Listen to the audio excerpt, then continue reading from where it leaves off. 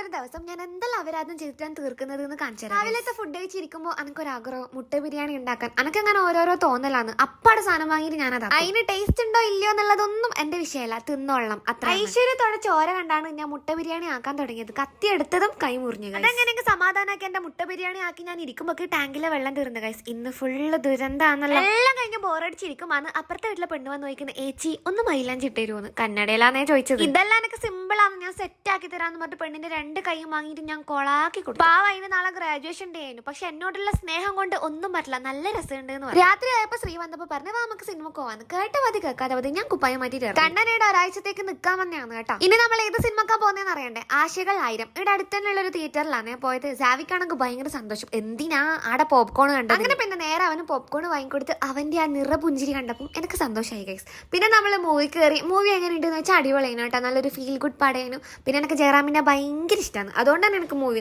കഴിയുമ്പോൾ സാവി ഇറങ്ങിനെ. ഇനി നമുക്ക് ഫുഡ് കഴിച്ചിട്ട് വേണം വീട്ടിൽ പോകാൻ വേണ്ടിയിട്ട്. എന്നാൽ പിന്നെ അത് നമുക്ക് അടുത്ത വീഡിയോയിൽ കാണാം അല്ലേ? അപ്പം ശരി ഗൈസ്, ടാറ്റാ.